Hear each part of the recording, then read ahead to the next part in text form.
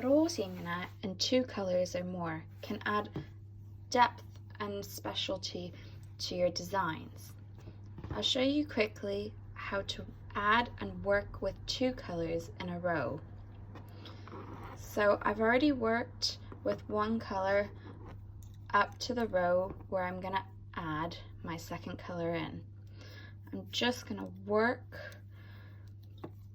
my Roosimine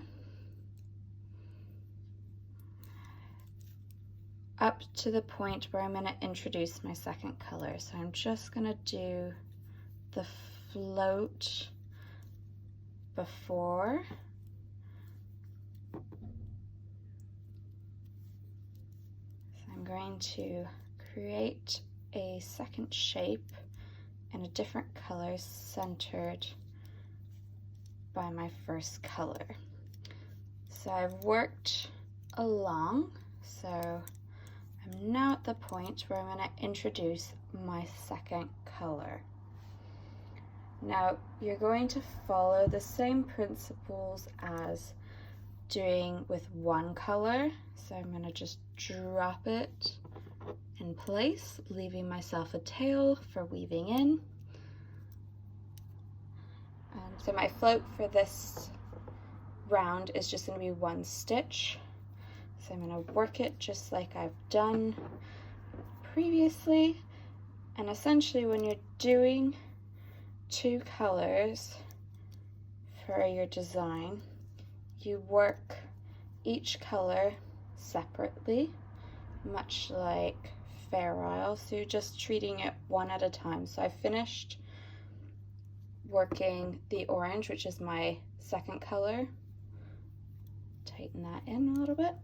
The 2nd color, and now I'm going back to working with my green. So I've just left the orange alone. It's been locked already, so I'm picking up my green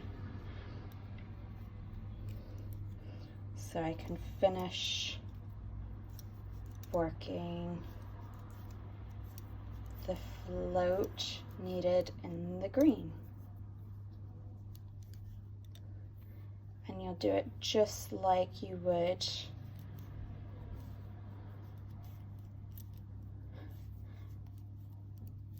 any other float. So I've done the odd number rows where in this case both of my floating yarns were on the right hand side working over to the left.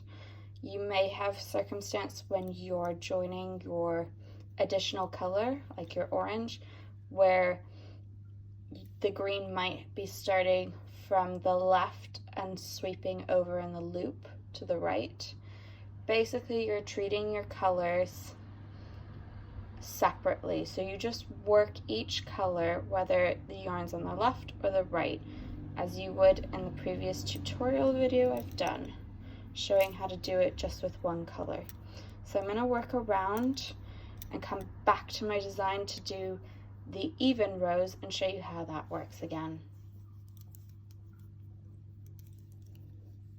So I'm back to the section where I'm going to start my Roosimine. So I'm going to work to the first float I'm going to create for my chart. Now I'm working with the green first.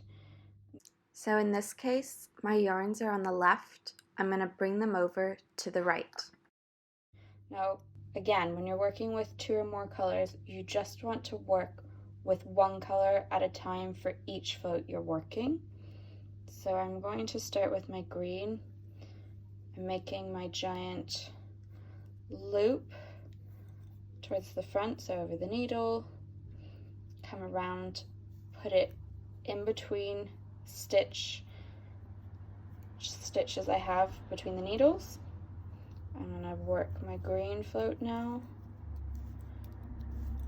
3 stitches, bring my float back.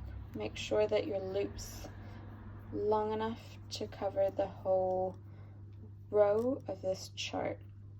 So I'm going to throw, tails here, throw my green loop to the back and lock that in place.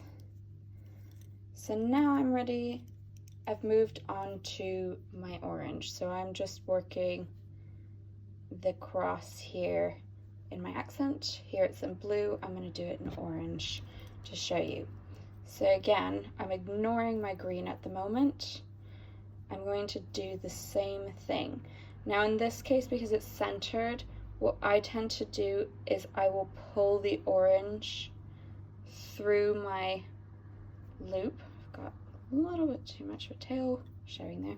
So I'm going to pull it through my green loop that I'm using, because it's going to just be playing in the middle. It makes it a bit less messy in the back. So I pulled the orange through my green loop. I'm going to make a new loop with my orange just for the floats that I'm doing in orange, which is just one here in the middle. So it's come through my needles. I'm now going to work the stitches for said float. So there'll be 3 stitches here.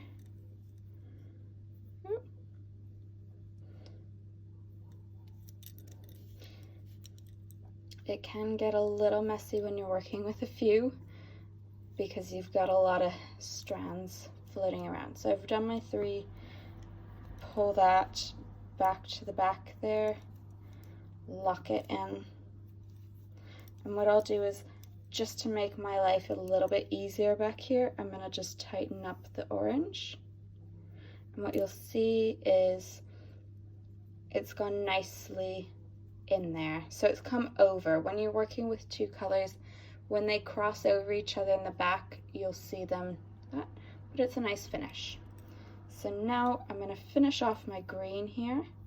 So leaving my orange strands alone, I'm going to come, and you'll notice that your orange is still going to be hanging through there. That's the end attached to my skein. And just leave that alone and just focus on your green.